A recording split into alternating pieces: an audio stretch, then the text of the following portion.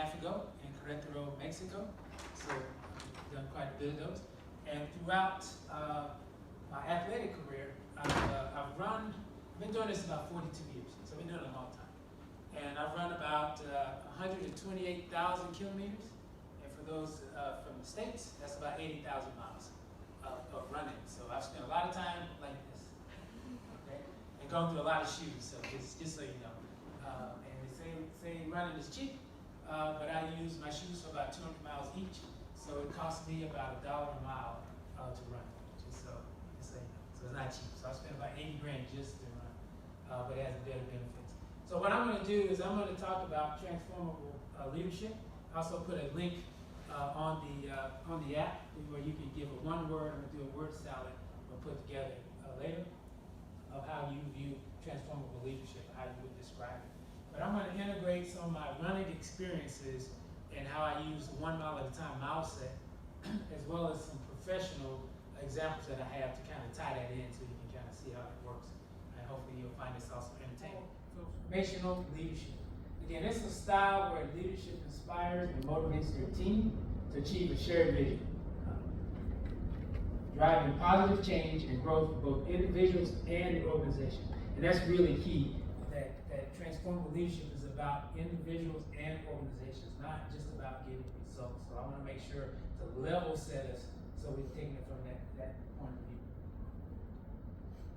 So the first thing to note is you hear this all the time about something's not a marathon, it's a marathon, not a sprint, and leadership is the same way. So this first picture is actually a team of mine in Mexico. They were having some issues coalescing on the right goals, because every department was kind of running their own way, doing their own thing, trying to get to the end result as quick as possible, trying to make a sprint out of it. And so one of the things that we did there is we did a lot of team building exercises and said, you know what, let's slow down. Let's go fast, not going slow. On my office, I have a turtle right next to my keyboard to remind me of that. You go fast, not going slow. Now, I don't want to get it twisted. The turtle didn't win the race against the hare because he was faster. He got it because he was more disciplined, and that was the reason. So sometimes you got to be the hare. It's okay to be fast if you're disciplined as well. So that was the one thing about it. And on the bottom, just again an example. As you're starting, in my case, marathon training, it starts with the basics. You can't just start from zero and then go run 26 miles or 42 kilometers and expect to be successful. So it all starts with the foundation, starting a little stretching and kind of coalescing on what you're going to do before you even take that first step. And that's the parallel. Now, marathon here's the mindset. So simple. We go from you got to thinking incremental steps, not a big fight. So one of the things I always tell people, I also train the coach folks, is when you run a marathon, you can't mentally think about mile 20 when you're on mile 2. You have to think about mile 2 when you're on mile 2. And when you're on mile 2, you can't think about mile 3. Anyone want to guess what I think about when I'm running? You want to take a stab at it? Because I get asked it all the time. I say, you're out there for hours. You must be planning stuff. You must be thinking about the future and all this stuff. I say, no. So what do you think about? The next step. That's it. The next step. Because I think about 35,000 steps in a marathon, so I get a lot of next step thinking when I do that. And so leadership is the same way. You're doing next step thinking. And the mindset on that, and this is why I kind of have this illustration. Every time I go out, and every time you have a big initiative, when I get to mile 3, I want to stop. And I've done this thousands of times. I've run 53 marathons, but I've run over hundreds of races at different distances. And when I run a long race, every time 5 kilometers, and I want to just stop and I ask myself, why am I doing this? Yes, sir. What's your goal? Is it a time or is it to finish the marathon?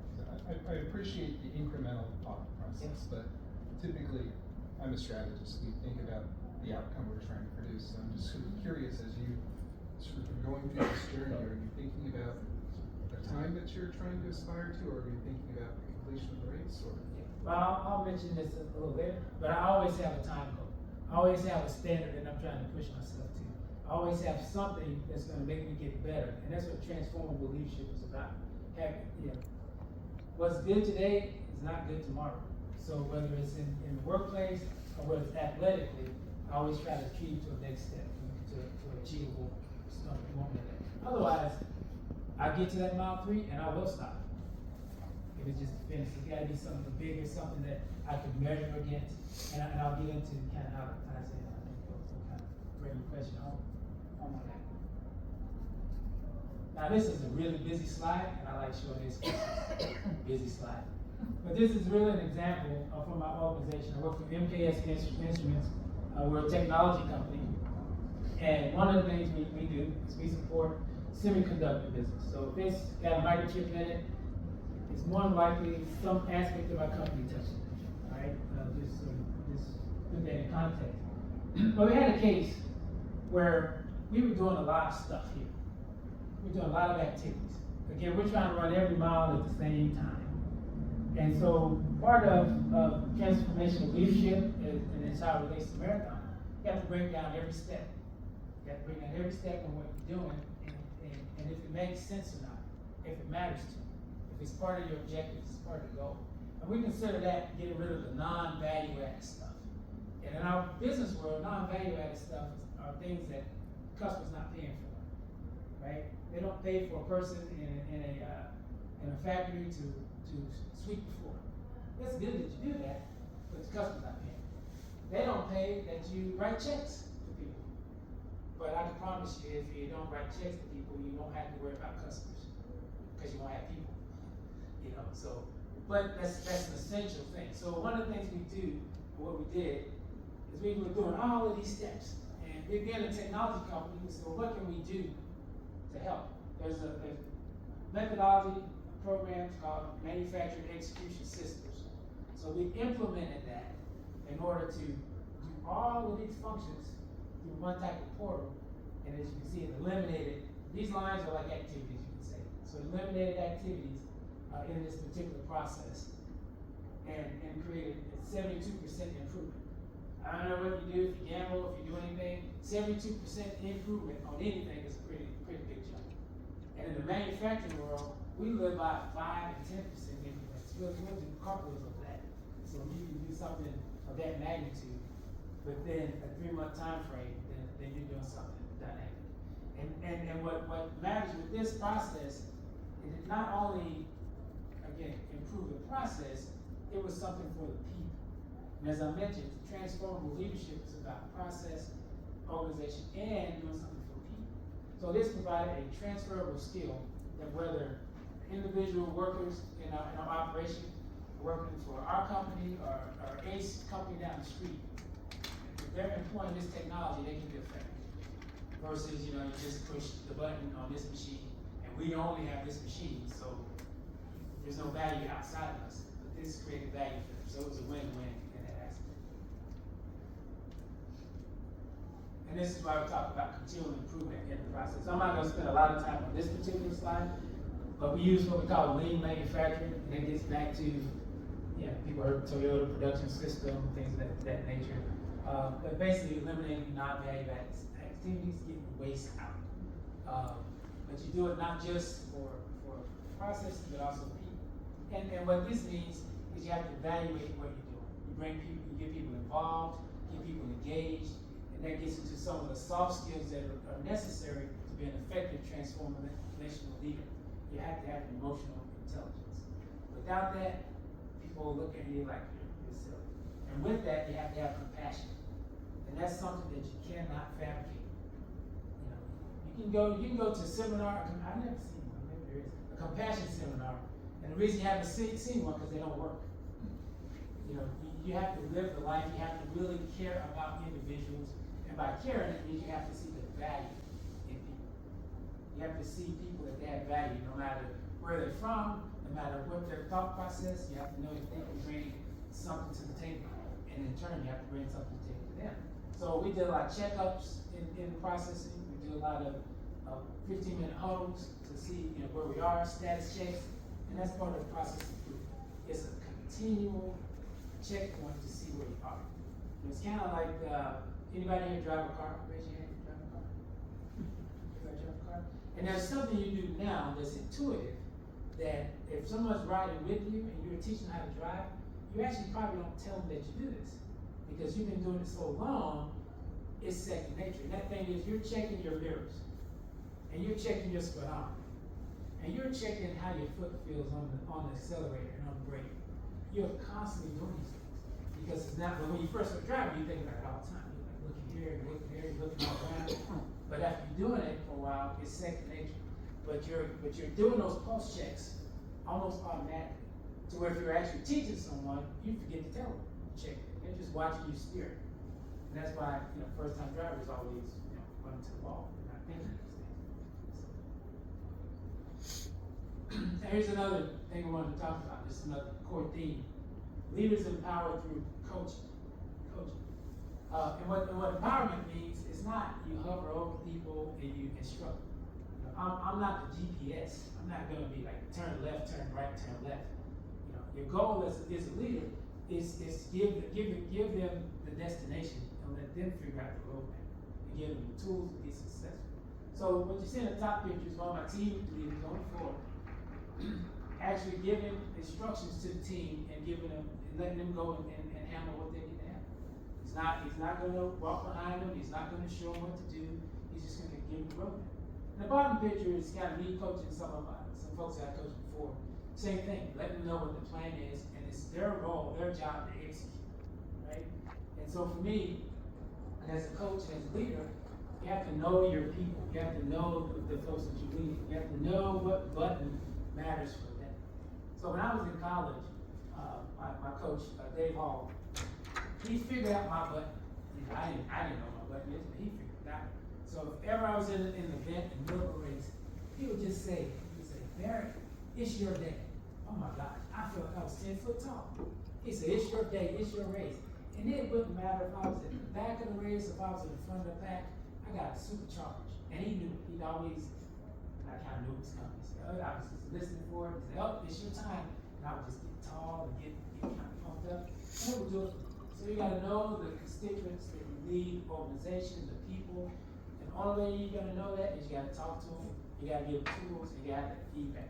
That's something that we definitely do constantly. Now this, almost embarrassing to say, and this is kind of why I do what I do. As a leader, you have to turn, you have to come back, you have to turn it.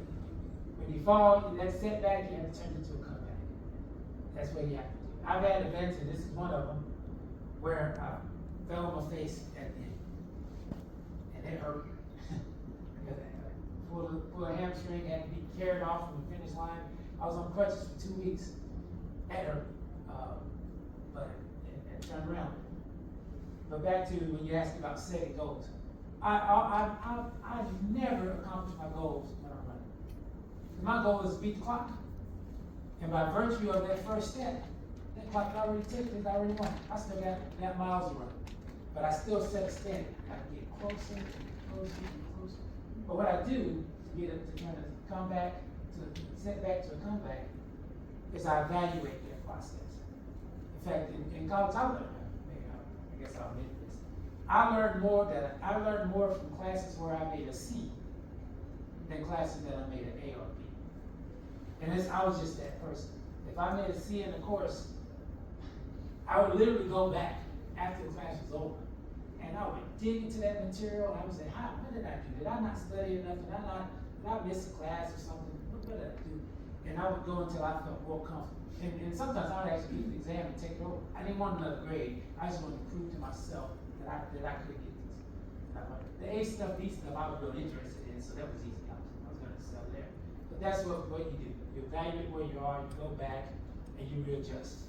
And you make a new goal. So I haven't met my time goal in, I've been running 42 years, so 42 years. I've always said, when I was in high school, I wanted to be a 4-minute miler. I ended up a 4:20 miler. I was okay. When I was in college, I wanted to be a 3:55 miler. I ended up a 4:01 miler. I was okay. And I ran my first marathon. I wanted to run 2 hours and 20 minutes. I ran 2 hours and 28 minutes. I was okay. But I kept going, and I kept evaluating, and that's what you do when you have transformational leadership. So I like to say, I'll use this example for you guys here. Can I get a volunteer? Anybody? All right, have a volunteer. So I want you to give me some instructions here. It's just one instruction. Okay. And whenever I follow his instructions well, I need all y'all to give me a big hand. So I need you to tell me to go from where I am halfway to that wall. Okay. And you turn halfway to your right. Take 5 steps forward.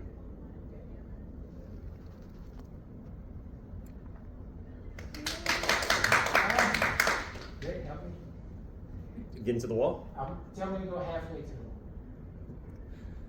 This is a good one. Go halfway to the wall. You're not clapping. I want everybody. Come on now. I need to be. Somebody tell me this is my day. I mean, I need to forget about this. Doing great. Help me out. You're gonna go halfway to the wall again? It's your day. You got this. Halfway to the wall, sir.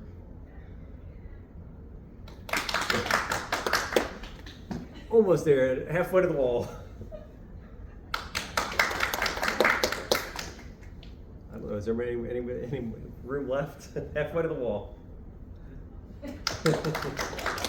Now, technically, I can do this all day. Because by virtue of going halfway to the wall, will I ever get to the wall? No. No, but kind of like Pee Wee Herman, I get close enough to marry it and kiss it, right? So it's good enough. And that's what you have to do as a leader and be a transformative leader. You set goals, you set standards, you move towards them.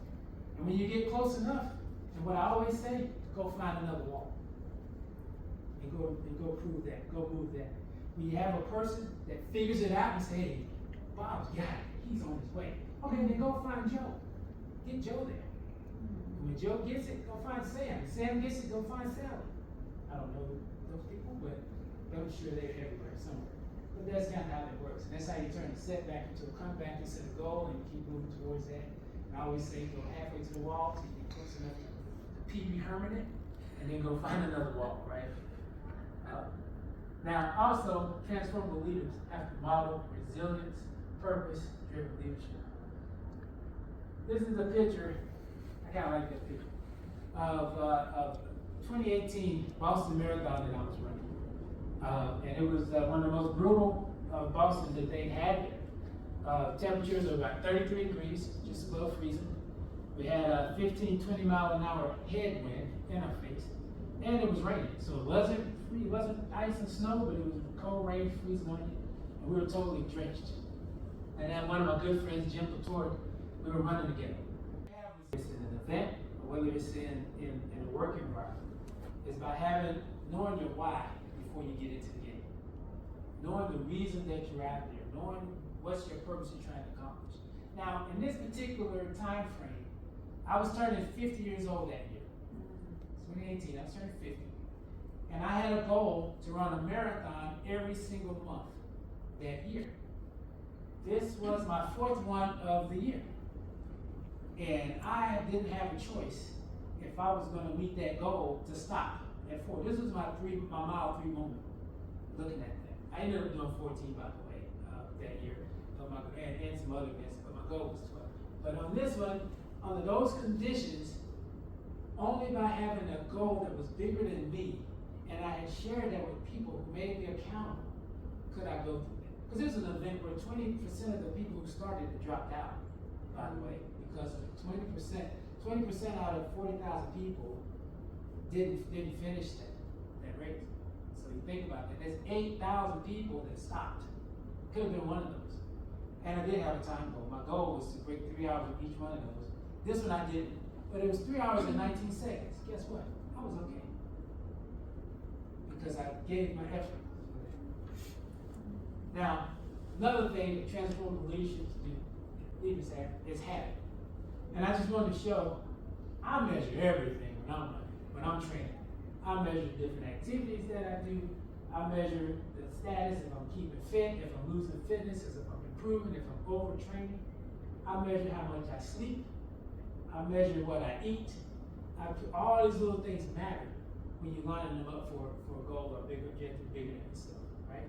And in the workplace, in the academic environment, when you've been a leader, same thing. You have to measure, you have to monitor, you have to have a habit of what you do. You do the same thing. You know, UPS drivers in the US, they always step off the truck on the left foot, and they only make right turns. Not habit. Because you make a left turn, you gotta wait for traffic. It takes too much time.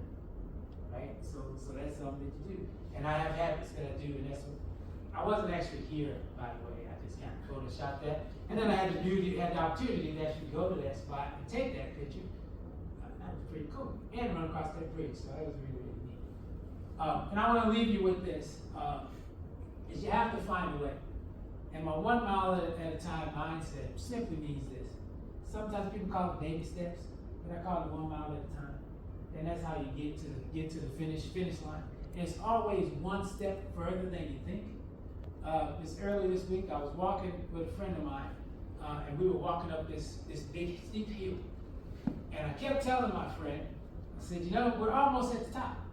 Once we get to that building up there, that'll be the end of the hill. We get to that building, and guess what? That wasn't the end of the hill. I knew this, by the way, but I didn't tell my friend this. So we get there, and I said, oh, it's just one more block. We'll be to the top. So we go one more block, and my friend is like, I don't think that's the end of the hill. And I said, oh yeah, it's just a little bit further. And the car passes, and it turns the bend, and my friend asked, well, did that car go to the top and start going down? I said, oh yeah, it went to the top. We just gotta go right there. So we get around a little bit more, and we look, and my friend said to me, I believe the car just disappeared. It didn't go down the hill. And I said, yeah, you're right. It kept going up. So it's always one step further than you think, but that doesn't mean you stop. That means you keep going, or you find another wall, right? And so, again, this look of someone who accomplished 14 marathons in a year at the age of 50, and that's how it felt. As a matter of fact, that's how I did it, every single one of them, because I was grateful and humble just to be able to take that one step, 1 mile at a time to get there. I did it personally, and I do it professionally, and you can too. So thank y'all for your time.